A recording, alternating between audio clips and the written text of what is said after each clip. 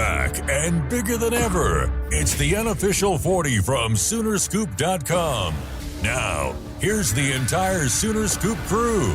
Carrie, Josh, Eddie, and Bob.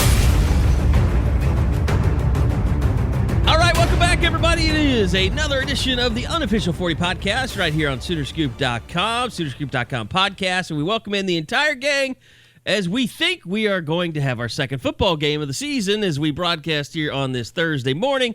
Anxiously awaiting. It's like the is it the F5 button that you just keep pushing and refreshing to see if that's what people do when the scoop comes out on Fridays.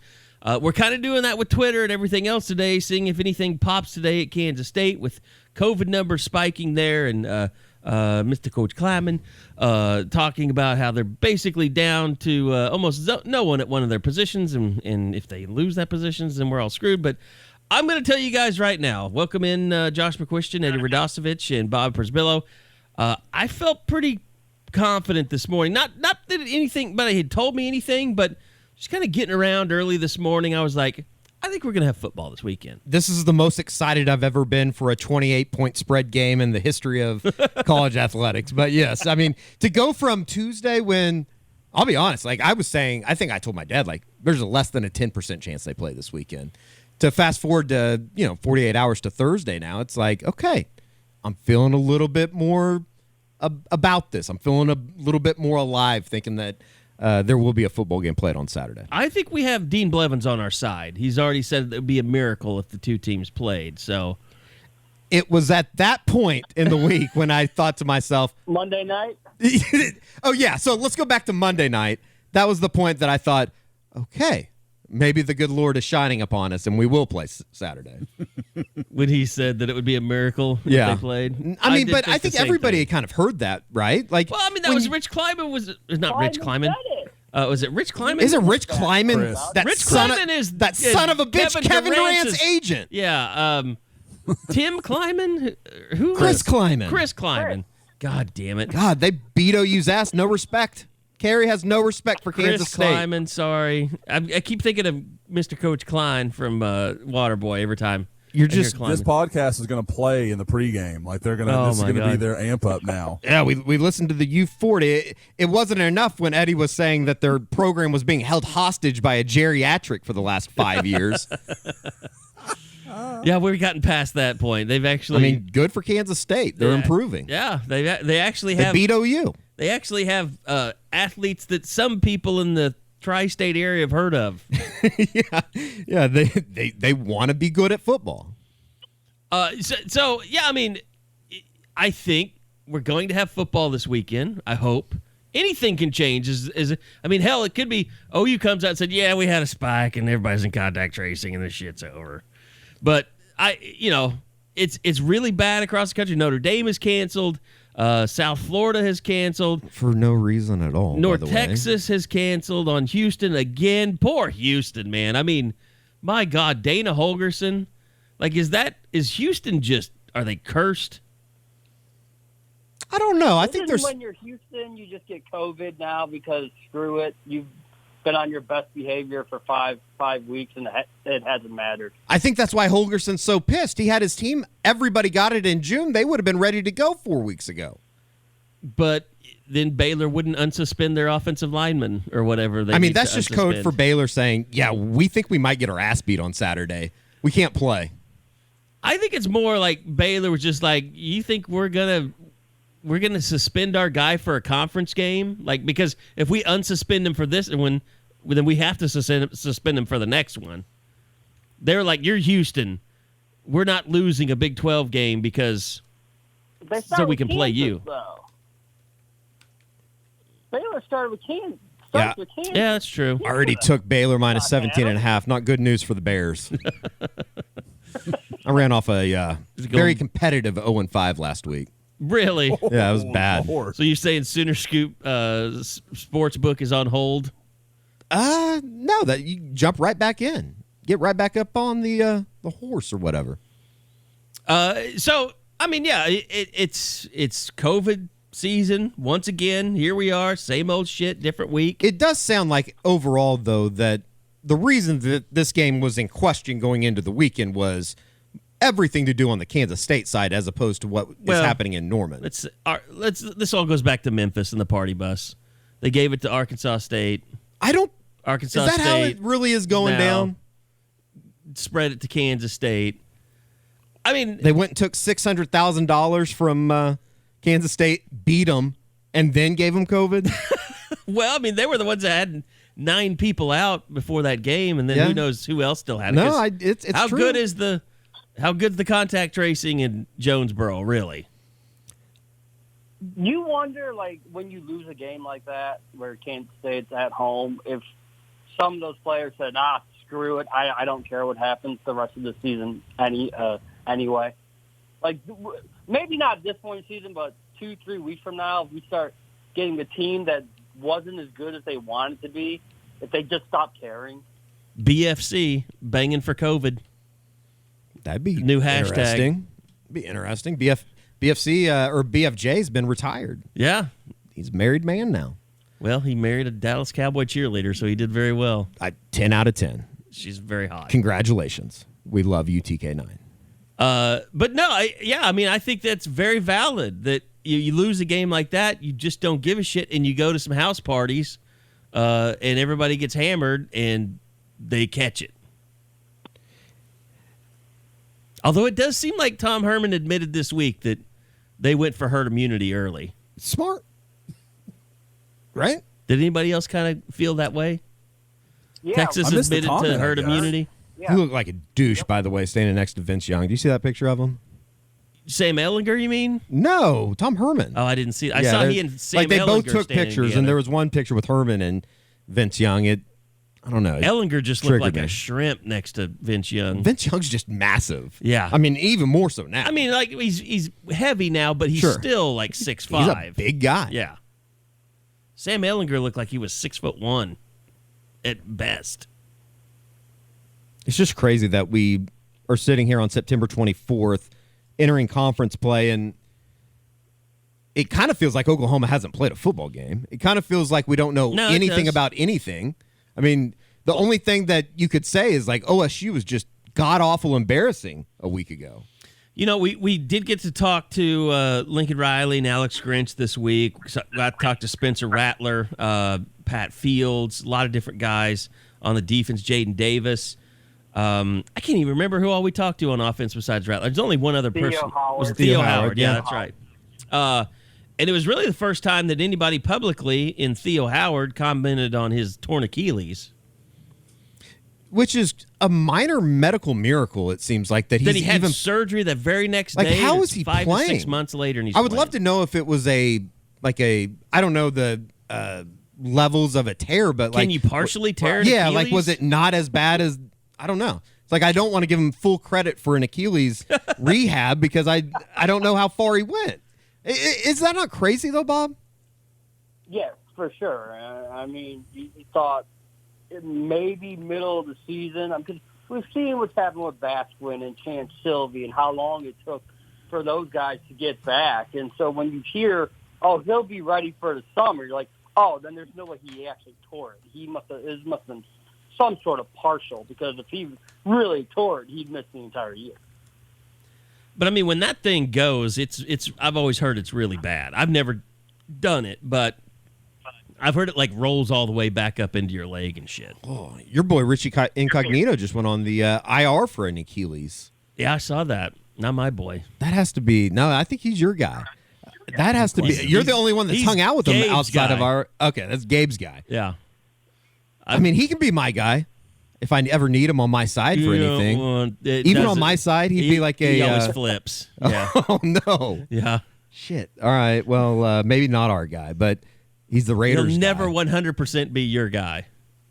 I don't know if I want that kind of crazy. It's a lot. I'm not sure lot he's of his pressure. guy. Yeah. No, you're right. You're right. Takes a lot of medication, so he remains his guy No doubt. and your guy. I guess kind of buried in all of the craziness that was this week was Lincoln Riley actually saying that Jaden Hazelwood could play this year. Yeah, but we knew that. I mean, I would say this week, if anything, Lincoln Riley was like honest this week. coming out and talking about the suspensions and I'll give it up to Bill Haston. Yep. He got him to He Dr. Phil'd him, or whoever you want to call. He got him down on his couch and got him to at least open up a little bit. That was the first time that I've seen Lincoln. I mean, there was a 15, 25 second, like, how am I going to answer this type pause? Like, oh shit, what have I said? Going through the Rolodex. Say something. It was like he was deciding, like, has it been long enough? It's been 9 months. I've been fucking with these people long enough. Do I finally need to just actually be honest with them for a change? And he kind of was. It was refreshing. I gave him a 9.3 out of 10 for his performance on Tuesday. Well, and let's talk about kind of what he went through in talking about it. Basically admitting, that he is hoping for NCAA reform.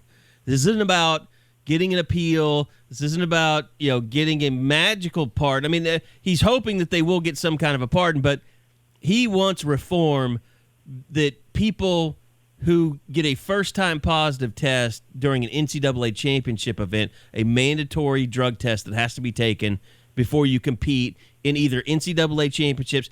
And even though the NCAA doesn't control the college football playoff, they still require that you take the mandatory NCAA drug test. And remember, OU played Clemson one year. Clemson had a couple players pop for it, got sent home. OU, they had it this year, whereas I know everybody gets upset, like, well, why didn't LSU or any other teams have it? I don't know that that Alabama or who was the fourth team last year? Ohio State. Was it Ohio State? Out in Phoenix? Ohio State versus Clemson. Oh, yeah. And LSU was I don't remember them, but I mean, I do know there have been years when OU's been in the college football playoffs where their opponent has lost players because they failed the drug test. Clemson had like a receiver. It was pretty good, and I think a defensive line. And remember, wasn't the Lawson kid? Did he test positive for like some kind of really weird steroid or something? Yes. The Clemson kid? Yeah. It had some, I forget what the name of it was. It was like some shit that McGuire took, like not Andro, but it was something along those lines. It was something that you only find like in really weird shit, like for people that are really cheating. It was almost like the clean and the clear kind of deal. It was weird. I mean, the weird thing though is Balco had to invent that in a bottle somewhere. I just feel like those guys knew when, I don't know. I mean, I'm with Kersey. He's written about it. I think everybody is kind of like, who cares situation with weed, but I think they knew when the drug test was coming, don't they? Well, that's the thing. Like, clean your shit out. And Alex Grinch was not at all, he didn't sugarcoat it at all. He was pretty harsh, I thought, when he was talking about how much Ronnie Perkins screwed up by failing a drug test. I mean, they bash it into those kids' heads. Like, you're going to have a drug test. You're going to be tested. Stop smoking weed for this period of time. Stop doing anything that's going to get you a positive, because if you do and it's performance enhancing, you're out a year. Even if it's weed, you're out a half a year. So do not get caught failing a drug test. So they all know. They bash it into their heads. So for them to fail a drug test, you pretty much have to be a dumbass. Yeah, just do cocaine. It gets out of your system in 2 days. No. Stop it. Hang on, Eddie. I gotta get the kids so they can learn these lessons. Get them around here. Eddie's campfire. I'm looking for the two guys that got suspended for the steroids at Clemson were the tight end Brandon Galloway and the offensive lineman Zach Gila. Okay. Giella. Giella. Giella. Something like that. Yeah, I think, Carrie, you think of Deion Kane, and I think Deion Kane, yes. That's right. Just got kicked off the team or something like that. Yeah, he just got shipped straight home. That was the year they played in Miami. Yeah, they sent him on a bus back to Clemson, didn't they? Can't imagine more they depressing went savage about it. Yeah, I can't imagine, and of all people, I mean, Dabo, I'm sure the media would want you to believe that Dabo drove him home and read him scripture the entire way. Well, but that's Lincoln's deal. Like, he doesn't think that the punishment fits the crime, and it doesn't. It doesn't. I mean, it doesn't. It absolutely doesn't. to lose half a year for a guy like Ronnie Perkins. And I understand it's frustrating for fans because they're like, look, the NCAA is making all these other concessions during this time, during the pandemic. Like, why can't they? The thing is, I don't think the NCAA, they have a lot of things going on. The last thing they're worried about is the procedures around their NCAA championships, which they've all canceled at this point. So, like, that is just not something that they're looking to, revisit. Right, and they don't care that OU is facing, that their best defensive player can't play right now. I mean, they probably spend their Saturdays. Everybody in Indianapolis probably at the NCAA offices spends their Saturdays with Christine Brennan. Probably doesn't even watch football. Is she? Is she still on the warpath? Yeah, is she ghosted by now? Or? I don't know. Who cares? She lost me last week. Or 2 weeks ago. That was. It's something I saw that I thought. I saw Dan Wolken. He's he goes on his contract tracing warpath, and he's like, well, everybody knew that contact tracing was going to be a problem, and I just want to say, like, Dan, he has all the fucking answers, doesn't he? Yeah, and I just want to say, Dan, you can keep saying that everybody knew this, but no one was listening to you because everyone shut you off. Everyone unfollowed you or muted you because they were sick of reading your shit day after day after day that just seemed like you were rooting against college football. So, like, don't sit here and say, oh, we all knew this. No. If you were preaching something, no one was listening because you've been an ass this entire time. He's just such a piece of work. Like, I saw something that he tweeted. Oh, it was like Tuesday or Wednesday, and it was a quote from SEC commissioner. Why am I forgetting his name? Greg Sankey. Thank you. Yeah. And it was basically like, what's your goal for the SEC season or something? And he said, crowning a champion. And Dan Wolken went on this warpath about how player safety wasn't his top priority. And it's like, you little dweeb. Like, if he would have said the other way around and said that, getting the players through the season in a healthy manner. Oh, the SEC doesn't care about football. No, anymore. it would have been, well, why are they even playing? Why are they even playing if they're worried about, he's such a little fucking wordsmith bitch. Yeah, I mean, it's he's the worst. He's the worst. But I don't get worked up about him anymore. I've moved on. Everybody's just trying to be contrary. I mean, Whitlock is now locked into his new thing. Strange. Just a strange thing to be upset about or to try and get clicks about. Which, to me, that's, I mean, we all know someone that worked for us that's doing the same thing, that figured that out. Yeah. You do whatever, you say whatever, gets the most, I don't know. It's everything that's wrong with, if you really want to, just throw it out there, it's everything that's wrong with society. I mean, the fact that a guy like Skip Bayless, and journalism, a guy like Skip Bayless, who makes $6 million a year, is now in contract talks with Fox to get more money.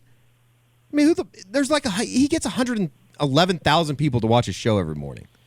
That's awful for a national syndication. Dilemma. Well, it's a social dilemma, Eddie. Yeah, I want to talk to you about that. I watched The Social Dilemma. You did too? We can do that at the end. I watched the first hour. I need the last 30 minutes. There's only 30 minutes left, I think. The last 30 minutes I still have to watch. But no, I mean, it is the squeaky wheel gets the grease? I mean, that's the whole thing. It's just nasty. It's dirty. People figure that out, and they take advantage, and they manipulate people, and they don't even believe half the shit they say. They just know that what they're doing is going to get a lot of attention. Sure. Do I really believe that Jason Whitlock believes half the shit he says? Probably not. Or does Jason Whitlock say half the shit he says because it's shocking that a black man would say some of the things that white people would like to hear said? Yeah. I think that's fair. I don't think that you've pissed off anybody that's listening right now. And it's the same way with Woken, or, I mean, hell, I think Dennis Dodd does it to some extent, except just not as well. But he does it in a manner that you could put it together or contribute to an olds. He's just the olds of clickbait. He's the olds Jason clickbait. Whitlock olds. He is the olds of clickbait. Dennis Dodd is. Double D. D squared. Woldskin. I just say that some people can't go all in on it Woldskin. because it's just not in their character. To me, it's just being dishonest. No, it is. Right. So we got off on a tangent there, but I think back to Lincoln Riley. He kind of said it all out there. He thinks the rule is archaic. He wants there to be some reform, so we can kind of stop. That's what I wrote about. We can kind of stop doing this whole, song and dance about the appeal. There's not an appeal, and I know what's happened on the board since then. It's like, well, they should appeal, Kerry. It's like they're not appealing, so let's just put an end to it. And the other thing is, Lincoln Riley said, I think what needed to be said, which is everyone has come to terms with the fact that these guys are suspended. So we're going to move on like they're suspended and we're not going to have them. And even Alex Grinch was that way, which is, it's unfortunate. You feel bad for these guys, but I felt bad for Monty Bledsoe the entire time, too. They got screwed. Yeah. There's no other way to say it. And for a guy like Ronnie Perkins that, if he would have been able to play the entire season, it's probably his last year in Norman. It may still be. I mean, sure. But it sounds like he's doing everything right. I mean, Kerry, you wrote about it on Wednesday, just as far as kind of the role that Ronnie Perkins has played inside this defense, which, and we can get into on the other side of this as far as I think there's a lot of reasons that, it feels like Alex Grinch thinks that they could be good. He just wants to see it all come together on a Saturday. He knows they're better. Let me say this. I mean, Eddie, you were there. Josh, you were there.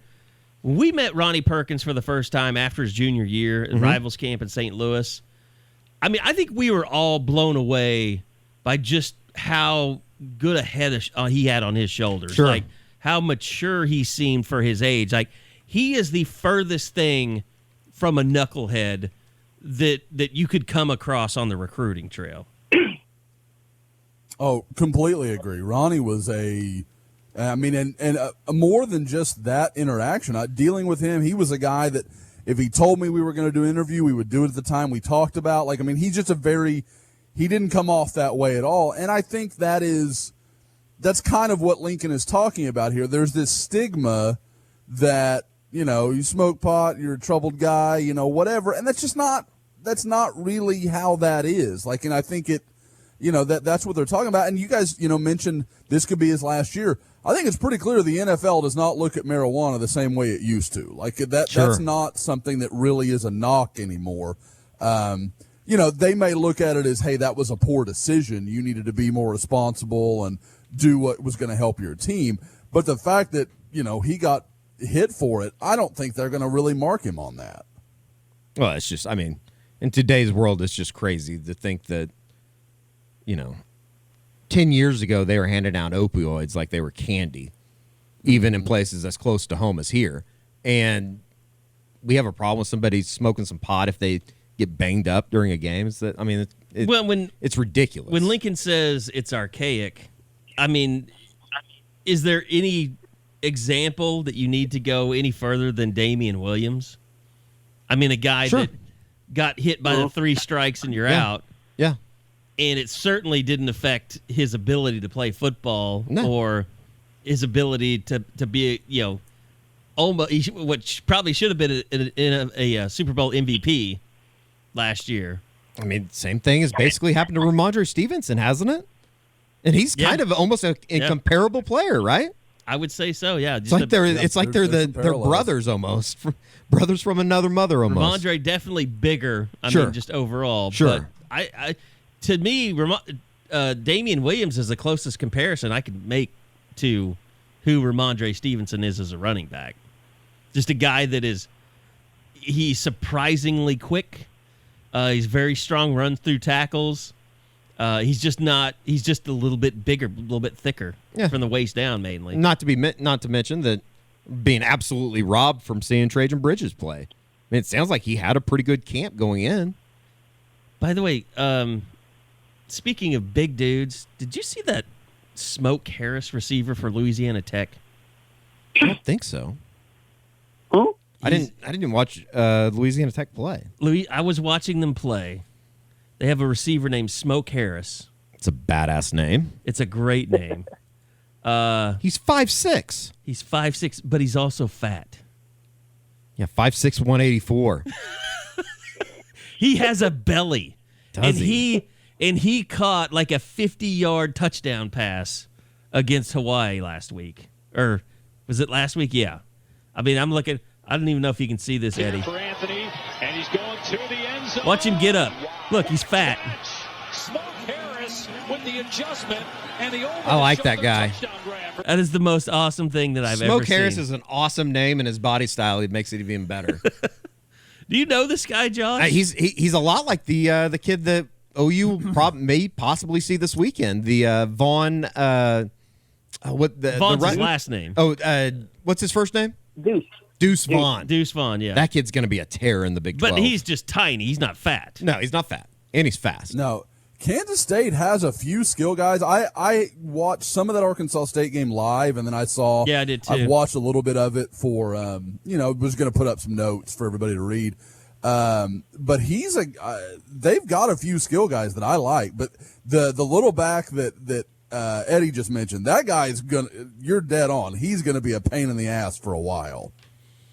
Yeah, he's really, I think I'm contractually obligated to say he reminds me a little bit of Roy Finch. Like, if every small guy that ever plays football, I think you have to say that.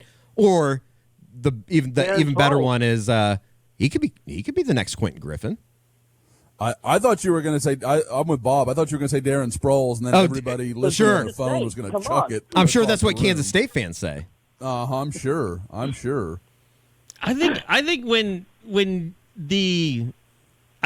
I can't jump there because when the I'm trying to think of the right way to put it, the lateral comparison has become Clyde's Edward Hilaire. Mm-hmm. Like, that's a special talent. Like, you got to be pretty damn good to be a Darren Sproles. Like, we never. Yeah. Maybe it's because he was in the Big 12 and playing for Kansas State. We never really gave him his due, but Darren Sproles literally, more so than all the running backs in Oklahoma besides Adrian Peterson, he was better than. He was better than Quentin Griffin, even though we think Quentin Griffin, almost one of the top rushers in OU football history, and everyone that watched him play will go to bat for him as one of the best running backs that's ever played at Oklahoma. But Darren Sproles was even better. That's how good he was. And he retired just last year or just before this year, right? Is that right? I think he's still playing. I figured he was going to work as a return man for like the next 15 years. I think he retired. I think he retired before this year. Somebody just did a one-hitter. Jesus, or Bob. He's in the front office with the Eagles now. Okay. Personnel executive for the Philadelphia Eagles. Needs to do a better job. They're 0-2. Maybe get Jalen Hurts in the game. Said no one. 24/7 Wow. probably said it. Yeah, they wrote about it and then clickbaited it to death. Okay, so Bob, let's ask you, outside of kind of what we talked about so far, what kind of stood out to you talking just during media availability this week? No, I ain't going to toot my own horn, but I liked his honesty about the recruiting debt period. I was kind of expecting him to just kind of hem and haw and hedge, but him saying flat out it didn't make any sense. Kind of enjoyed that, especially when OU has a lot of commits right now that have not seen campus, and they're just going to have to sign during that early period and have to accept the fact that they just never saw Norman until they get there for good. It's just a strange feeling. I just keep wondering, can the NCAA get away with having an early signing period without? My thing is, nothing changes there. It's not like they're going to open it in January, and it's going to have to run through the cycle, or else it makes no sense whatsoever. But then it's going to be this thing where, what happens if these kids sign, and are they just going to give waivers to everyone that wants out of their letter? Yep. Well, everybody that doesn't go to OU, because they'll get back on Chris Murray in about 2022 probably is what it sounds like. Yeah, I don't. Such bullshit. That doesn't make a lot of sense. I still don't understand how they are approving waivers for basketball players, but football players whose seasons have already started are waiting. That just doesn't even compute to me. Neither here nor there. Back to the recruiting cycle. But yeah, I mean, I just feel like if they have that early signing period, they're going to put all kinds of, not restrictions, but I mean, they're just going to let guys do whatever they want because it was deemed a odd situation. Yep. One-time free transfer waiver thing's going to be like crazy for 2021, 2022. Everyone's been, you screwed me during my senior year of high school for official visits. You're not screwing me. I didn't know what I was getting into. I want to get out of here, kind of thing. So it won't just be something that lingers until they get on campus. It'll be lingering that entire first year that they're on campus. Yep. If something doesn't go their way, I tried to make it work. I just can't. I'm out. Exactly. And it's just going to create. It's going to create free agency again. I think they have to. I mean, I don't want to. I know everybody. OU's doing well in this thing. Everybody wants OU to sign and have the signing day and just get them in. But I just think that you're going to head down a road that's going to be a headache for everybody. And maybe you just have one signing period this year. I will say we all expected that decommitment season as soon as things open back up. I don't know if we're going to have that. I mean, are kids really going to flip from one school they haven't seen to go to another school that they also haven't seen? I don't have a clue what these next 2-3 months are going to bring us. I will say this. I think, with Oklahoma and with what Caleb Williams has done, that there's kind of a nucleus that those guys will keep each other together, at least until they get on campus. Yeah. I agree. I mean, you look at it. I mean, it's pretty hard to create camaraderie, and they found a way to do it to some degree. I mean, even with all the limitations that are upon this class. But yeah, I think everyone should expect whether it's Oklahoma or anywhere else, there are going to be more transfers than we're used to out of the freshman class. You're going to see a lot of guys that are just not happy with what you may see guys transfer out during two-a-days. Like, I mean, it may happen that fast. Like, it's just there's going to be some oddities that are going to come out of this, and probably a few things that we don't even foresee. And it just seems like I know it's the way it's all happened. No one could foresee any of this, but it's like the NCAA seems to be so wrapped up in NIL stuff. Like, that just doesn't really matter right now. Like, there's other things that I think are more important for them to be concerned about than name, image, likeness, because they keep having all these things with Congress and, senators getting involved and everybody weighing in with their 2 cents. Like, who gives a shit right now? It's because the captain of the ship is a moron. Well, they're just trying to protect their stuff, which he's been doing the entire time, which is, we know they're fighting a losing battle. Yeah, they need to get somebody, or they need to reform the NCAA to actually represent the schools that are in it. I mean, the Power Fives just need to get together and install their own commissioner. Yeah. Yep. Yeah. That's what it comes down to. It's clinging on to the Titanic. Like, there's no way it stays the way it is 10 years from now. There's no way it looks the same. And this unwilling, like the NCAA fighting against that, I feel like they're just digging themselves a deeper hole. Like, if you'd embrace what it can be and move forward, then you can be okay. But if you're going to try to cling on to this ideal can last, it's just not. I mean, the haves and have-nots grow bigger every year. I mean, the gap is just exceedingly large. So, yeah, I mean, that just kind of gives you an example of what the NCAA is going through in terms of trying to get every little thing for everyone. And I don't think, Chris Murray's not a little thing. It just seems like it should be in their normal course of business, but it's not the normal course of business right now. I just don't see, like, and it's kind of to an extent of what Bill Haston asked Lincoln Riley about the suspension stuff is, like, how do they not have, like, a committee that just, that's what they do? They go over every single football appeal. Like, I don't think that there needs to be like a pretty quick. Yeah, there doesn't need to be like a investigation in, and some will probably call for it, but I would think that most appeals are pretty straight up. Like, hey, this is the reason I'm transferring. Let me know if I can play this year. And then especially when you're only playing 10 games, when most transfers are pretty much the same. Yeah, they didn't like where they were. They want to play somewhere else. Has there ever been anyone really, outside of jealous fans on message boards that really have proof that there was any kind of nefarious business going on when a kid transferred from one school to another? Oh,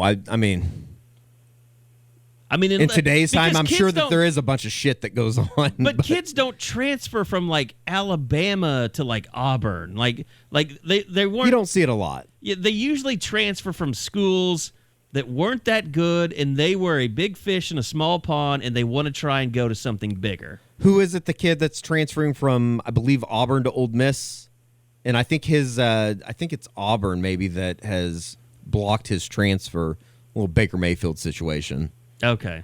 But I can't remember the kid's name. They were talking about it this week. He's at Ole Miss now. Baker's probably the best example of just a really, but again, he walked on at OU. Transfer. Yeah. Technically. If you want to call it that. Neither here nor there. Bob did not know. Yeah, he introduced him to himself, right? Came up and introduced him at a team dinner. Allegedly, yeah. Are you saying that you don't believe that story? Are you finally coming out against it? No, I'm not. I didn't ever care. It's not like he transferred in to a school that had the hottest quarterback in the country coming off that Alabama win. Football player or off the field looks? Yeah, I was wondering where you're going with that, Kerry. He's football player. He was literally one of the top 3 Heisman candidates going into that next season. That was just a different. That was a different world, wasn't it? 2014, 2015, especially coming off of the 2012, 2013, 2014. Yeah, they're the Bob Stoops dark ages. I think that everybody calls them that. 2013 was a really good season. We've established that. 2013 was. 2014 2014. We could all kind of see that coming, though, when Bob broke every rule and let them celebrate the Sugar Bowl trophy at the spring game, though. I think that's where it started. That's where the heck started. When they brought that trophy onto the field and they're celebrating, I was like, Bob, you're breaking all your rules here. You've always told us one season has nothing to do with the next season, and here you are. And guess what happened in 2014? Every season has a season, though. Guys, somebody in board chat asked me to rank the debuts of all OU's quarterbacks since Bob got to Norman. Mm-hmm. Trevor Knight's opening debut game, 2013 UL Monroe. The line, 11 for 28 for 86 yards and 3 touchdowns. Terrible. Can you fathom that now? No. If Spencer Rattler had thrown out a dog like that. Oof.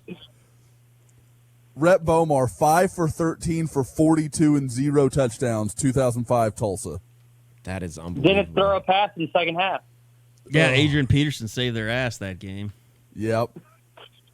I don't know what was Paul Thompson's against TCU in 05. Paul Thompson, 11 for 26 for 109 and 0 touchdowns. Almost identical to Trevor's, except he had a couple touchdowns. Knight did. Sam Bradford, fantastic against Tennessee Chattanooga, I think. North Texas. 21-23. Scored 70 points that day. Jason White, was he against North Texas too? Was that his first start? Jason White was Kansas that week after that Texas game where he kind of came out. Mid-season. Yeah. Technically, what did you rank number 1, Josh? I put Rattler. Because I thought it was now the guy who came in second was Jalen Hurts last year against Houston. He was phenomenal. That's what I was going to say. If you could argue that would be the best one because Baker competition wise, Baker against Akron was just okay. Nothing. Yeah, it wasn't anything crazy. Yeah, that tells you how we've changed our view. He was 23 of 33 for 388 and 3 touchdowns. That's where our expectation levels have gone. He was all right. He's pretty good. That was Baker against Akron. Throwing at these howlers. Yeah, he threw for 388 against Akron. Yeah, I know. It surprised me too, Kerry. I was child's that doesn't play these days. Feel right, but that's what it. That's what I believe it was. CFB reference had for me. So It was better than Ethan Bullock's debut in Stillwater. Oh, my God. Oh, boy. I guess I do give, if all that stuff's true about the COVID, I do give Mike Gundy a pass, but he has been terrible picking quarterbacks. Just absolutely awful. I'm going to own that Oklahoma State's a little more than a couple offensive linemen away from being a legit national title contender. I said that a couple podcasts ago, took some heat on the board. I stood up for it, but watching that performance, they're woof. I think you didn't take heat, though, because you said that. I think you took heat because we were giving them too much credit. Yeah. Yep. People probably gave their defense way too much credit. I think their defense is okay. They played I pretty think well. their defense is pretty good. Yeah. For Big 12. Now, standards. I kind of agree qualified.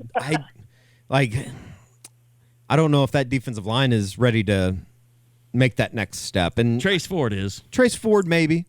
He only had 2 tackles, though, against Tulsa. It'll be... I Felt like he was around. I think... Zach Smith has been playing college football for 32 years, though. It's true. They just keep coming back for his 6th year. And he will next year, too. He's good enough to beat you if you're just shit. If nothing else, it proved that Philip Montgomery is a terrific game manager. And by that, I say that was terrible. Yeah. He should have been. I think it was. I can't remember who said it, but I saw it on Twitter, and it was so true. Philip Montgomery might be the only coach that has ever come that close to beating a top 12 team on the road, but also being fired in the same game. He looks like I don't know. He kind of looks like a Somebody that got a free pass for Art Briles? No, he looks like he looks like a music minister or something, like a Baptist church. Probably not necessarily the kind of guy that you want leading your program then. He's not an alpha, I guess is what I'm saying. It was an interesting game.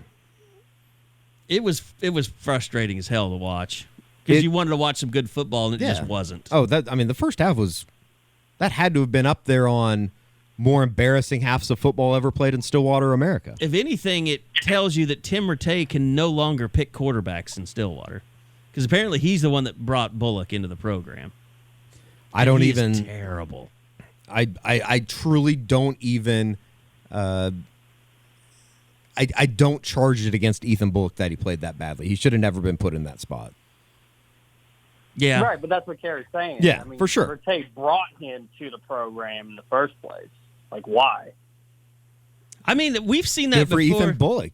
All right, we wanted to welcome in a new sponsor to the Unofficial 40 podcast. We've been working, talking with these guys for, I think, over a year. They've worked with some other rival sites that have big podcasts, and they'd always wanted to be a part of our site. And recently, they kind of just would take no for an answer. So it's the guys over at Dead Soxy, and I've known about them for a while. You guys know me. Eddie knows I'm a big watch guy. You guys, I've talked about it before.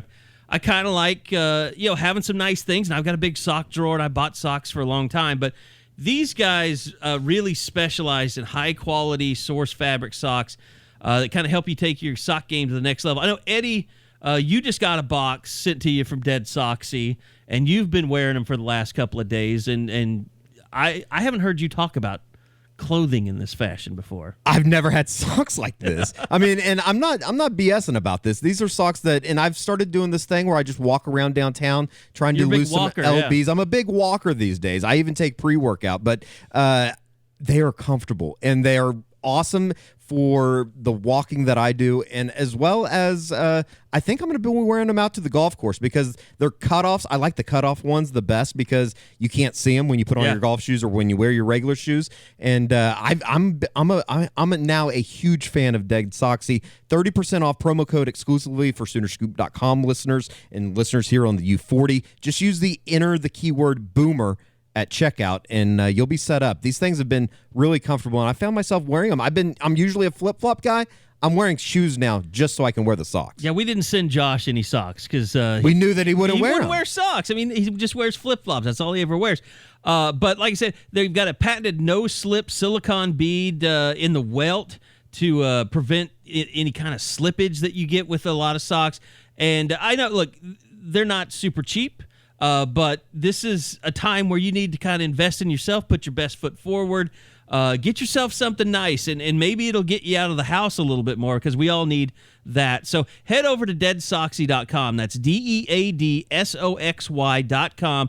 Use that promo code BOOMER, and you'll get 30% off some of the best dress socks that you've ever put on. And they also have the Crimson and Cream color waves. So you can support your favorite college program. They're great socks for game day. They'll be very comfortable to walk around in. But that's right, deadsoxy.com, DEADSOXY.com. Enter BOOMER in your checkout in the promo code, 30% off these great socks and a great new sponsor for the Unofficial 40. And as always, everybody stay soxy. We've seen that before many times where like a lower level coach comes to a big program, and you've seen it in recruiting, like, and he just doesn't realize that he can't recruit those same type of players to play at that level. It happens all the time. And it's just one of those things where they're like, oh, no, this guy's better than I thought he was. No, it's you haven't seen – you have never had the chance to recruit elite guys, so you don't even know what they look like anymore. Yeah. Like you've been so far away from that it's not like the argument I get into in Twitter all the time when the Oklahoma people are like, oh, they should recruit Oklahoma more and that stuff. Like, no, you don't know what the other side of the fence looks like. It's just different, and you don't get it, and that's okay. But you do. I mean, you get these coaches, and I think some of it too, Carrie, is relationship. Like they get these relationships with these players, and I'm gonna leave you. Oh no, you can come. Like it's just a different deal, and I get it. But at the same time, I like Shane Illingworth. I think he's interesting. No, he is. I mean, his arm is something. Now he's screwed when they play better competition with his offensive line because he is so slow. I was shocked at how slow he was when he would get outside the pocket. He's Brandon Whedon. I mean, like he's concrete feet, yeah. Which is going to be interesting going into this week because I don't think those changes on the offensive line, I don't think all of a sudden they're going to just get better this week. No. And all of a sudden you got a West Virginia defensive line that is, I don't know. I mean, I think Sills brothers are pretty good. They're pretty damn good. Like, that's a good group. As long as they don't get kicked out of the game, they're pretty good. When are the Stills Perkins brothers, isn't healthy, Pouncey brother, crazy? They're a little out there. Yeah. Really? I like that. Oh, you need to get a set of twins. When Perkins and Redmond are Come out on, there, Isaac. they might be Walk the two on. best defensive linemen in the league. Who's that? The Stills brothers. They might be 1 and 2 with Redmond and Perkins not I see playing. what you're saying. Like they're very, very good. They're both NFL guys. I mean, Sanders, so. if he's able to play on Saturday and he can't move around, I don't know. That's a fairly interesting game for a week that doesn't have a whole lot of interesting games. I guess the Big 12 has some interesting games as far as, like, I think TCU and Iowa State's kind of an intriguing matchup. I guess more so because we don't know anything about TCU. We kind of think that Iowa State sucks, but I don't know. So that's my example. Like, if Iowa State were to lose that game, do they just throw in the towel on the rest of the year, and then OU doesn't even get to play them because they just stop caring? Oh, I think they'll play next week. They got fans coming to the game, Bob. They're going to fill up Jack Trice. Yeah, they haven't announced exactly how many fans. They are limiting it to 1,000 students, and there will be no general admission, which they're smart to do. They probably watched OU's first game. By the way, they put the balls on OU, basically coming out and telling the students that they'll take away their tickets if they don't shape up. Laughable. It's almost as laughable as the Norman mandated you need to wear private masks. Like private get the residence out of here. masks. That is ridiculous. But that's absolutely 100% targeted at all those people that were partying just right off. Oh, 100%. All right, we'll just go to the backyard. Like that, make it pretty simple for you. That's so stupid, and stupid ideas like that are why everybody can't get on the same page. Get on in the same boat. The stupid thing is trying not to hide it and just being so brash that you can get away with it and it's going to be okay. It's just like not wearing a mask in the stadium and grouping together. It's like, be smarter about it. Don't make it so easy to basically screw you over. I mean, they're just kind of the college way of life. They're though. flaunting it. I mean, Just kind of the college way of life. I was in right? college. I mean, that's more the Greek way of life, I think. All right. Well, yeah. I mean, I just think it's stupid that they're doing Come that. on. You wanted to say GDI. Maybe. It might be a little bit of a GDI mindset in instilling something like that by a mayor that's gone rogue. That's absolutely true. That it's more of a Greek problem than it is a student. Oh, problem. 100%, I bet. I would say that's 100%. But the good news is, I mean, they're a month into classes now? Basically, the entire Greek has been infected herd with immunity. COVID. Yeah, they have herd immunity. If there's anybody that shouldn't have to wear a mask, it's probably the Greek system. But you know what? I'm sure there's plenty of people in that stadium that have had it and gotten over it. Sure. And they're wearing masks, so just play along. Which, by the way, congratulations to Pac-12. Sounds like they're going to be announcing they're coming back today. But it sounds like they won't be able to practice in Boulder. Right? That's what I was going to say. They'll just play games. No, they can't practice because they have a gathering ban in Boulder right now. Right. But you can't tell me that 20 people aren't sitting around hitting a 6-foot bong in Boulder this weekend. I think the football team can practice. I mean, Colorado's one of those states, just move a little bit, and you'll go to a place that, I mean, like something tells me you can practice in Fort Collins. Like, I'm going to bet they're okay. Look, like, just go to a different part of the state. All the super liberal towns in the West just need to realize, like, We're moving on, and you're going to get left behind. no, they just need to say, look, these people are taking precautions that other people aren't taking, so we're going to give them a pass. If you're going to be testing your athletes every day, which is what the Pac-12 is going to do with their rapid testing. So that's what Alabama's doing, too. Yeah, I know. Alabama's doing. Interesting. I don't get the wrist contact tracing thing, though, because Yeah. they're not always going to be around people that have that system. Like in the NBA bubble, everybody is on that system. Doesn't that kind of encourage those guys not to go out, though? Oh, I guess it wouldn't necessarily. I don't know. Yeah, because I can do whatever I want. These people aren't wearing these. Yeah, that's true. I don't know. I think it's kind of like one of those things, too, though. It's like we were talking this morning about, like, it's been kind of surprising that Major League Baseball and the NFL have had such good success rates. Like, I kind of figured there was going to be more. And you have to wonder if it's because of, in the year 2020, these guys go out anywhere.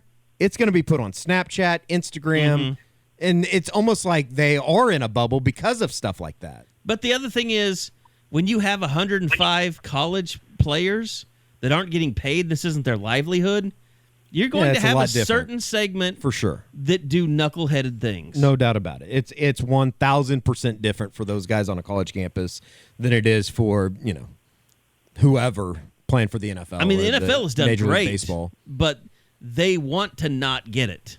Yeah. People in college, there's just always going to be a small segment of your team that doesn't follow the rules, whether it's COVID precautions, whether it's going to class, whether it's not, doing drugs. Throughout history, there's always going to, at OU, it's been some horrible things. Shooting Uzis. Stealing from your coach, selling cocaine. There's all kinds of things that a small segment does on a college team that is against the rule, that's stuff they're not supposed to be doing.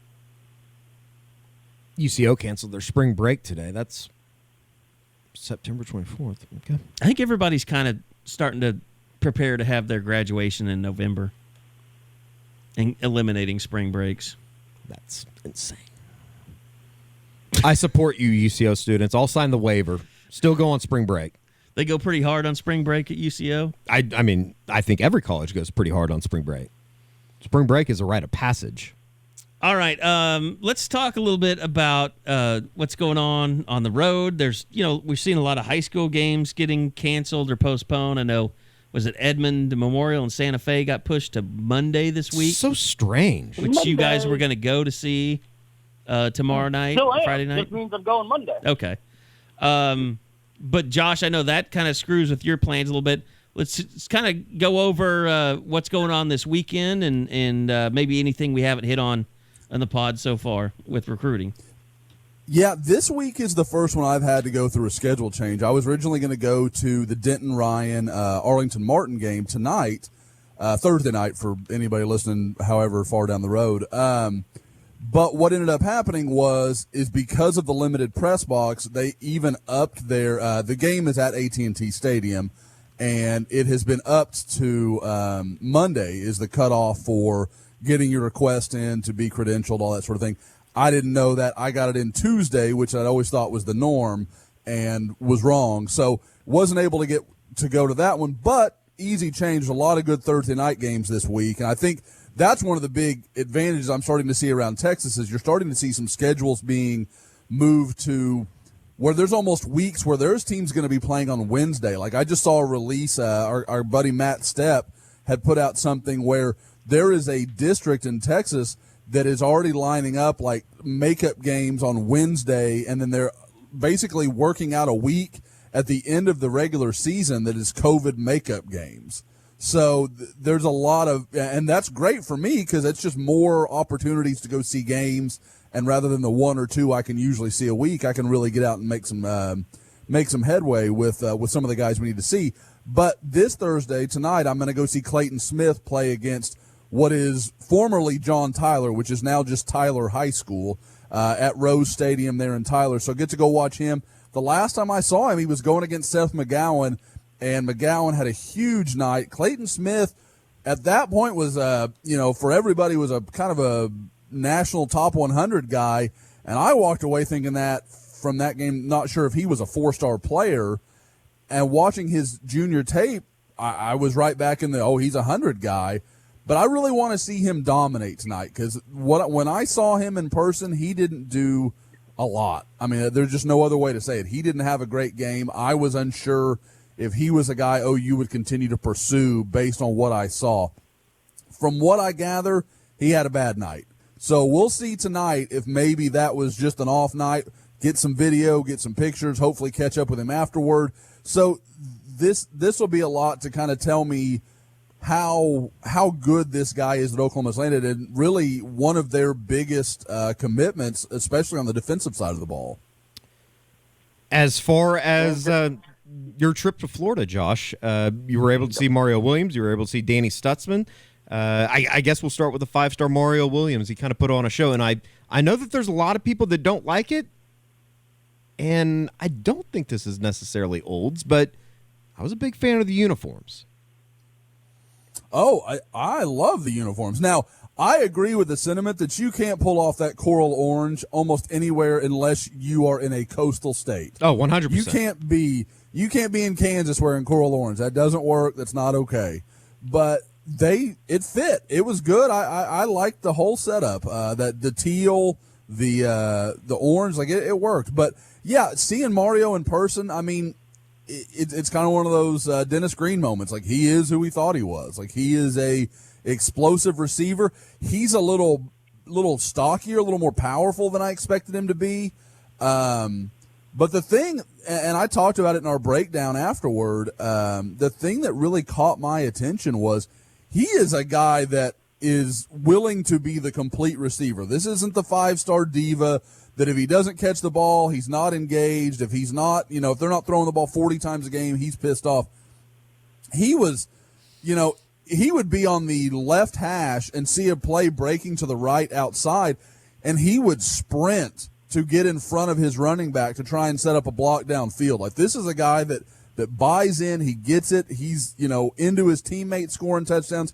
This is not the typical, like I said, kind of receiver that a lot of people have an image of that's into his own needs and he wants the ball a certain amount of times. And I don't think that's how Mario thinks. Like, he was – they ended up losing the game. He was a little down afterward. We didn't catch up because of it. It was like I said, I was just very interested to see his demeanor as much as anything. And I think this is a guy that you can understand why he's going to Oklahoma. He kind of buys into what that program, aspires to be, I guess you'd say. And then you want to talk about Stutsman from Friday?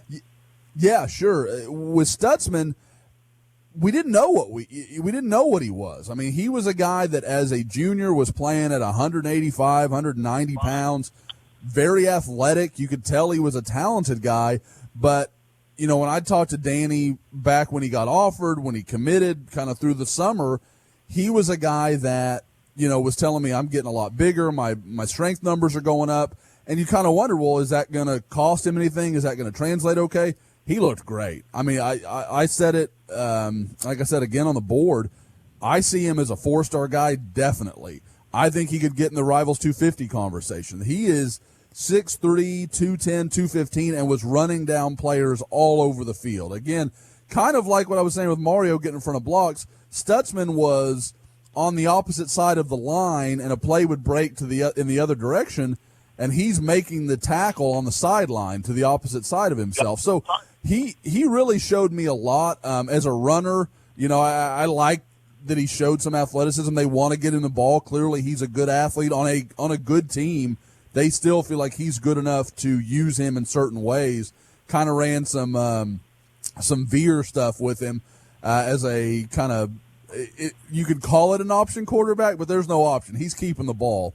And like I said, just a very complete linebacker. You can see why Brian Odom and Alex Grinch and the whole defensive staff is excited about him. He may be the only linebacker they take in this class. And I thought that was a little bit of a risk, but seeing him live, it's less of one. Like I said, I like Danny a lot. I think that's another good evaluation, kind of fits in with, you know, I think we all know my love affair with Shane Witter last year. So I don't know that I'm quite there with Stutsman, but I think he's a very good player and a good get for Oklahoma. We got some really good video of what you were just talking about, or you got the video and we put it up as far as him running basically from one side of the field to the other. And like, that's the kind of shit though, Josh, that like when we go see kids on Friday night or Thursday night or whenever in high school, it's like, that's the stuff that you love to see because it makes it easy as far as that's the guy that, you know, it is kind of what you said as far as Mario Williams, and that, like, that's why we came. That's why Oklahoma's recruiting him. That's what you want to see, and especially out of a guy that is going to be on a defensive side of the ball. Oh, yeah. I mean, and it's one of those things where, too, and it's one of the reasons we love to go to games is highlights are easy. A lot of very decent players can put great highlights together. But when you go to a game, and I mean just snap after snap, Danny Stutsman was making an impact on the game. He was affecting the way the offense was playing. Now, anybody watching that video knows those are not a bunch of Division I players he was going against. I get it. That's fine. But like I always say, he was dominating accordingly. He was taking over that game, and whether it was on offense, whether it was on defense, they actually let him take a breath on special teams. But just by and large, he was the focal point of that game. If you followed him, you were going to be near the ball. And like I said, I came away, I was really intrigued. I thought he had some skills that I was a fan of, but watching him in person and knowing that he still has so much room to continue to fill out. I mean, he's 210, 215, but with his frame, he'll carry 235 without a problem, and I don't think it'll hurt him at all. Like, I think he just is that stretched out to be a guy that can make an impact at that size. That crosses off last week and cross off tonight. Looking at tomorrow, we had this circled for so long. Gentry Williams versus Jordan Mukes, of course, with Williams being out. But it will be your first chance to really see Mukes in person. What are you going to be watching the most in terms of what he brings to the table? Well, and actually on the front page of the site, literally as we've been recording this, my first kind of video breakdown of the year when I go week by week and kind of watch some of the OU commitments that stand out on their huddle tape, he popped up this week. I went over his game last week in Arkansas, and I want to watch more of what I saw. I saw a kid, he dropped an interception, but at the same time, when I'm watching him do it as a safety, I'm watching him read that quarterback's eyes, and he steps right into the passing lane. I mean, it was everything other than the catch is exactly what you want him to do. And with Oklahoma talking more and more about him maybe being just a pure safety rather than the nickel that I'd heard some conversation about, I think that's a good sign. You're seeing him starting to develop the mental side of the game, and not just being a 6'4" super athletic guy that just kind of happens to make plays when they're around him. He's starting to get in the way and make plays that that aren't just based on athleticism. They're based on intelligence and him understanding what's going on. And as a guy that hasn't played a lot of football, it's understandable that this has taken some time to develop.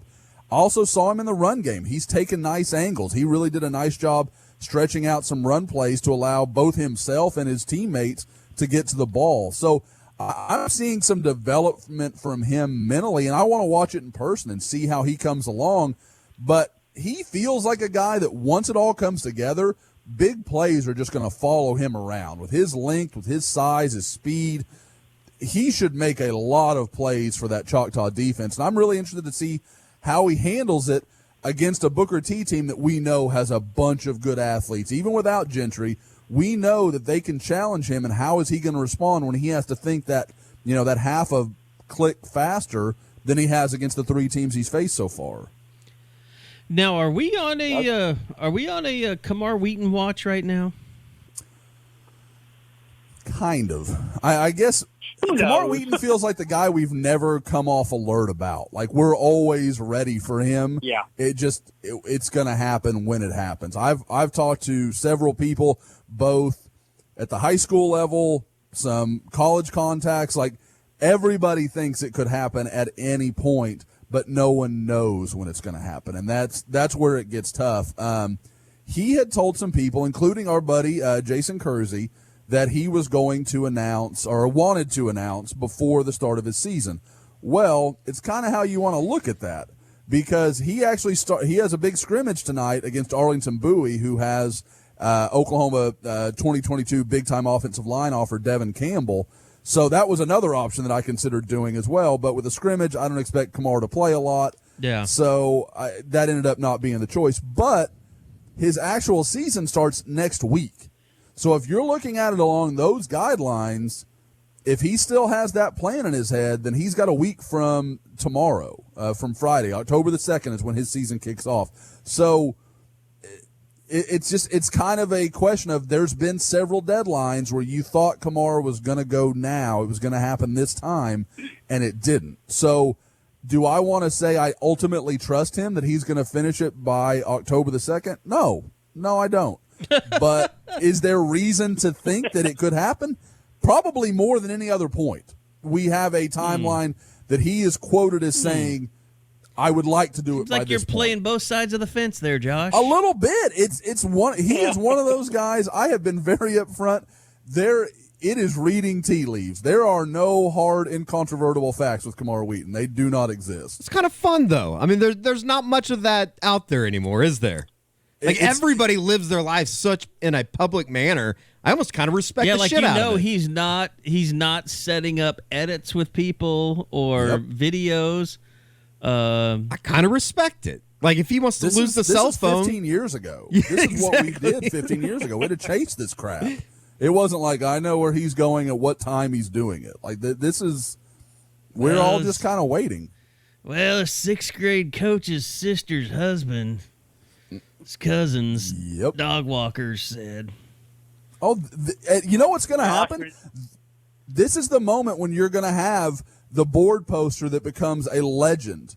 It's going to happen because there's going to be somebody on the board who knows somebody that knows somebody and is going to be like, today's the day. Camar, watch. And everybody's going to be like, I don't know if I can trust you because it's some guy that's got 7 posts in his whole career.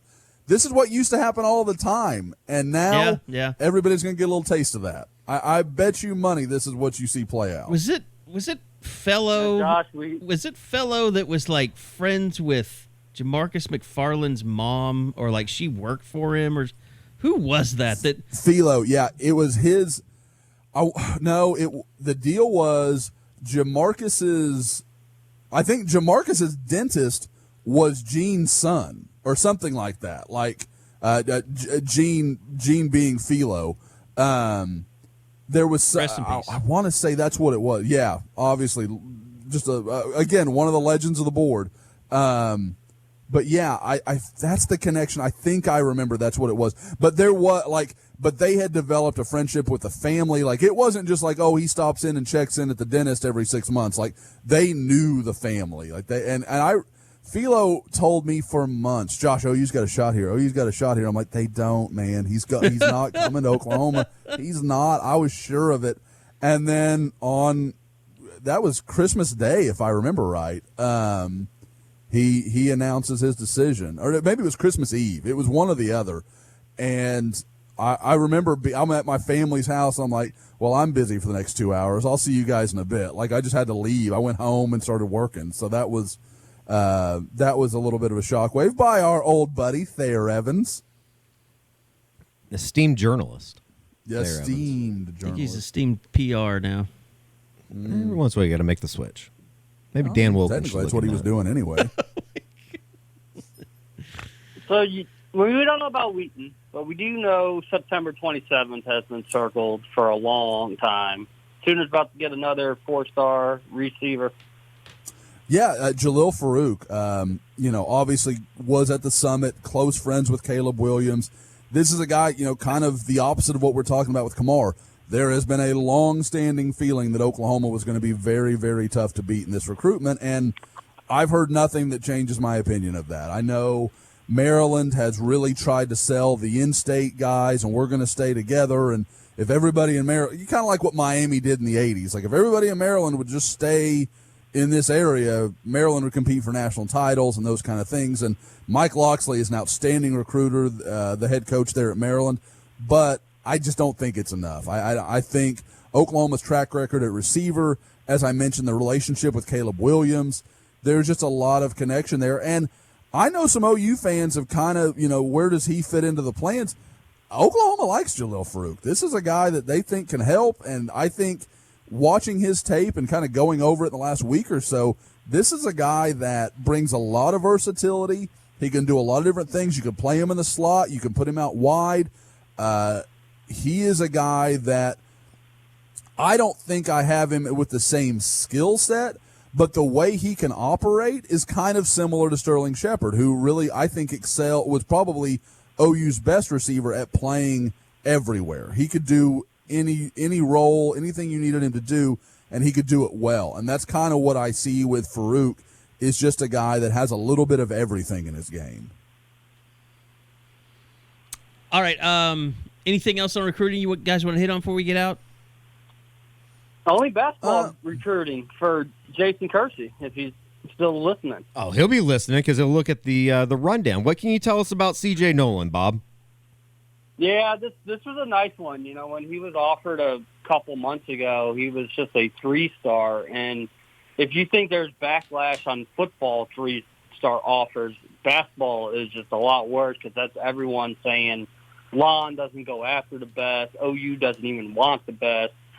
But they had a feeling that he was really going to turn things around, or that he had already turned things around, just about everyone else sort of catching up to him. And although the summer circuit was entirely abbreviated, only about 3-4 weeks, CJ played really well. And when that ranking boost came out last week of him being number 115, now a 4-star, I think some of that, those doubts that some fans had kind of went away. And this is a really nice win by Prue Williamson and Carlin Hartman, because he's got all the ties in the world to Kansas State. His parents went there. I mean, his dad, his avatar photo on Twitter is a basketball with the Power Cat logo. I mean, they had to overcome a huge deficit to begin with, but they were able to do it. And, I mean, this essentially closes the door on Trey Alexander, even though he has OU in his top 7.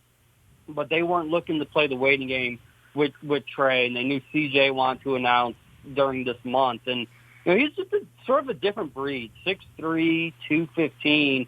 You don't see that anymore. You see a lot of, long, skinny type players that start developing once they get to college. But he looks like a linebacker that really knows how to play basketball. But, I mean, you got Josh Ogaro for 2020 is a late ad, and now you got CJ. So they're set with the combo guard spot. Now it'll be up to Bijan Cortez and CJ go all in recruiting Damian Collins. And we all know that's the end goal of what's left for 2021, and those guys know him really well. CJ knows that's part of why he's being brought to OU is to try to get Collins, and that OU versus Kentucky race kind of been quiet here lately, but we'll see. He's one of those, this one thing I forgot to ask Josh, with the virtual recruiting going through the rest of the calendar year, you got to figure there's some that it helps the Sooners and some where it hurts. When you talk basketball, that's got to help with Damian Collins. If they can get him to sign during the November period, then you've got the OU staff doing all they could. You've got Clayton Smith, the football commit, who's really good friends with Collins, trying to push that. You've got CJ, you've got Bijan, just an all-out, full-court press. And if they can get him to sign during November, you got to think the Sooners are easily the pick at this point. Okay, so I wanted to hit on this real quick before we get out of here. OU Kansas State coming up this weekend. A lot of guys out last week or 2 weeks ago with coronavirus or contact tracing. Obviously there's some guys that stand out that we didn't see that we're going to get a chance to see. Anton Harrison, Braden Willis, I remember, put out a tweet this week about how he's back. TJ Pledger, I think, did the same. But just kind of going around, let's go around the table. Josh, we'll start with you. Who didn't you see in week one that you're really looking forward to seeing? And maybe somebody you've even seen before, but you want to see how much kind of growth they've made. Well, it would be wrong for me to pretend that Anton Harrison isn't where my eyes will be. I really want to see what he is. And if we get to see Stacey Wilkins, I think we all know I've been a huge Stacey Wilkins guy for a long time. Like, I want to see if that's starting to come together for him, which, in the interview that everybody got so excited about with Bill Bedenbaugh, that was the one that caught my ear is we moved into left tackle and it seemed like the light just came on, like everything just started to slow down and make sense. So I'm eager to see him there. As far as maybe a guy I want to watch a little more closely, I think Josh Ellison is that guy for me. I think we all talked about Perion Winfrey, and we were rightfully excited about some of the skills he brings. But to me, if this defensive line is going to survive some of the losses they've had to suffer these first few weeks with Redmond and Perkins and all those things, Ellison's a guy they need to step up. That he needs to be maybe not a superstar, but he needs to be a guy that can be a quality player for them. And I want to watch him a little bit closer and see where he's at. Josh, just going to name the whole roster. Bob, is there someone that you'd like to see?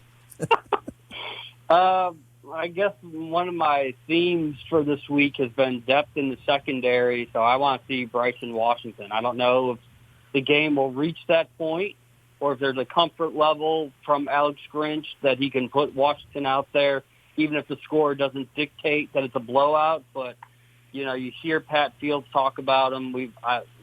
I've asked about Washington to Trey Brown. Everyone is so high about this kid. I want to see what he looks like in pads compare to the rest of the secondary that's already on campus, because you just get a feeling that, like, the 2020 group should be, like, ahead of the curve. Like, all of the guys that are on campus are actually trying to get up to, like, the height and weight of the guys who are just stepping in now. And it's Bryson Washington, really like the prototype of what we should be looking for at the safety spot in Norman for the next years to come. Give me Drake Stoops. Yeah, that's a good one. 5 touchdowns. I don't know about that. That'd be badass, though, wouldn't it? I will say. Let me say this about He'll the make safeties. the Hot 11. Let me say this about the safeties real Yeah, quick. he And completely f***ed Finn Corwin last week. We apologize to our Scots that listen. I will do you much better. I will go to Burger House just because of Josh next time I'm in Dallas. let me say this real quick before Eddie officially gives his guy. I think he already has, but the safety play. We have major Oklahoma breaking news. Ooh, let's go. You want it? Yes. Cade Davis is returning home to become a graduate assistant for the OU basketball program. All right, motherfucker. I mean, Whoa! That's big news. Yeah, but what I thought was coming. Yes. I don't appreciate that. Okay, well, I like Cade Davis. I got nothing against Cade Davis. Elk City's own, I believe. The pride of Elk City. Yeah. Cade Davis is a badass. Great hair. I mean, this, Bob, you can back me up on this, but Austin Reeves, he now averages 40 points a game, just with Cade Davis in the same arena. That's a bold You got prediction. Cade guiding him. What major news. I love it. I love it. Oh, that's cool. I'm happy for Cade. That's really good. Okay, one thing I wanted to say, Bob, you brought up Bryson Washington, safeties. I will say this about first week, regardless of competition, it's been a while since I've seen more than one play. Josh, maybe you can comment on this, doing the breakdown and everything. It's been a while since I've seen safeties flying to the football over the top, ready to intercept a pass. Woody Washington did it once, and then Delarian Turner-Yell did intercept a pass, but you saw safeties getting there, almost causing really awkward collisions because they were on top of it. It's been a while since I've seen that in the OU secondary. Oh, I think that's I think that's fair. And I thought even Pat Fields had a few moments where he looked good coming up out of the secondary. So, I mean, the safety position, it's not, I mean, especially amongst the upperclassmen, it's not as talented as you might want it to be. But there are, you can see a comfort in what the guys are doing. They trust what they're supposed to be doing, where they're supposed to be at. And there's been some talk of Woody Washington moving around. Stuff like that, I can't help but feel like that's a COVID response. They're trying to make sure guys can play all the various positions they need to. But, yeah, I thought I talked about it. I thought Woody had a great game. And that secondary has a chance to be considerably improved from last year, even with the loss of Parnell Motley, because I think it's just better as a group. All right, Eddie, I'll let you officially give your player you're most looking forward to see. I mean, I definitely want to see Drake play, but I would say probably Braden Willis and how they incorporate him back into the offense. Yeah. Because I do think that him and Austin Stogner are two guys that are going to be vital. They'll play vital roles in this offense, and especially once you get into the end of the season and you start playing bigger, better teams, how they use the H-back, how they use that position, kind of almost as an outlet, and especially without what I would consider a number one right now at the wide receiver position. I think that there's going to be a lot of footballs caught between that in that Shane Beamer room, and it's kind of interesting to see how they fit them all in there. I mean, are they going to play four H-backs? Because I thought Mikey Anderson looked pretty damn good, yeah, no kidding, with the ball in his hands 2 weeks ago against Missouri State. So that's the one thing where the eligibility thing really helps you out. Sure, no doubt. And I guess, is it? Yes, I'll preface it with saying this is a stupid question, but I mean, if Burkich comes back and he misses a couple kicks, it feels like Steven Johnson's not a bad number two back there. I don't know. Yeah. I would say I want to see Obi Obialo, obviously, because we didn't get to see him first time. Sure. Definitely. But I'll give you one that we really haven't talked about either with the coaches or amongst ourselves, because we talked so much about Ronnie Perkins not being out, or not being able to play. Isaiah Thomas has gotten a lot of run. Guys, one guy that we've kind of almost ignored is Marcus Stripling, who is the guy that really flashed last year at times. But I think he could be one of those guys, he was part of the COVID group a week ago. Yeah, we talked to Alex Grinch about, people needing to step up until Ronnie Perkins comes back. I think Marcus Stripling might be the highest ceiling guy that they have on that defensive line that could really fill that gap, not having Ronnie Perkins. So I want to see what kind of progress he's making. He's kind of a guy that hasn't even really been brought up with the coach. Like, the coaches haven't even mentioned his name, have they? And I know that we haven't talked to Tibbs in what seems like a month and a half, but we'll talk to him again in 2021. We haven't talked to Jamar Cain at all, which he would probably be more the guy to talk about him. We'll talk to him in 2021. Be good to see him. Maybe at the bowl game in 2 years. I know, and they took away media day at the playoff games too, so we don't even get that option. I know that's way down the road. But. Maybe by then the NIL stuff will have passed, and players will just hold their own. Well, we'll just pay him. We'll just pay him we'll give him a Scoop sponsorship to come do an interview. You know what's kind of crazy, and I don't know if you guys have thought the same thing, but just listening to all the Zoom sessions with these guys, they have some guys that can really hold good press conferences. Is that a strange thing to say? No. Like, they no. have some very intelligent talkers on the team, I guess would be the best way to say it. Theo Howard was really good the other Very day. good. Very good. Very quotable. You know who was surprisingly good was It was yesterday. why am I blanking? Jaden Davis. Jaden Davis. Jaden Davis That's who was I'm thinking excellent. of. Yeah. He was very excellent.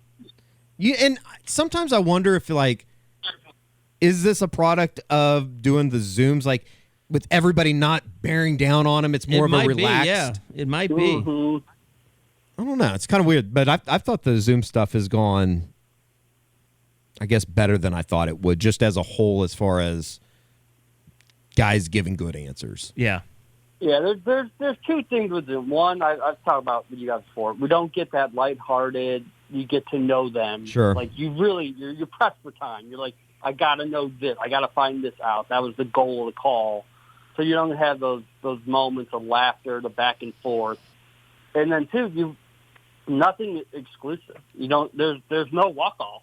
There's nothing that you picked up when the rest of the gang went to some other player. So it's different in that regard. But yeah, the Zooms have been pretty fun so far. All right. Kansas State coming up this weekend, we hope. I was at like 10% on Tuesday. I'm up to 45% by today. And if we make it through 6 p.m. tonight without hearing anything, I think I'll be at like 55, 60%. Yeah. Yeah. Yeah, because I feel pretty confident about it. Someone at Kansas State didn't want to play. If they get a positive test Friday, it's because sometime during this week they decided they did not care. And what would be the latest? Like, I know that I think if it like goes Friday, off the rails 1:30 today and they get Yep. I mean, like, they announce it. Like, I think they come out and say, look, we're going to postpone. Because, I mean, you don't want people traveling in unnecessarily. Sure. And things like that. I mean, you've got to be mindful of Baylor the and fans. Houston waited until the last second, but as it turns Those out, aren't that real. was Baylor kind of screwing everybody over anyways. Yeah. And since it was at Baylor, I guess they felt like they could screw people over. And my brother is one of those. He's a Kansas State grad. He's planning on coming down. I keep telling him I'll give you the go-ahead Friday afternoon. Here we are again, once again. I'm telling you, my greatest idea as of late has been a mimosa, screwdriver, Bloody Mary bar, and everybody just waits around on Friday morning and drinks until we find out if there's going to be a game. I guess you'd have to do it with masks on, wink, wink. But So it'll be the same thing like 2 weeks ago where, Eddie, as soon as you got the word, then OU put out that tweet about it, it's game time.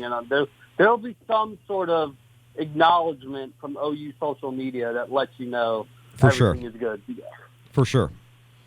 All right, gang. Appreciate it. Another big weekend coming up. Expect a lot of coverage from us here at Sooner Scoop, as always.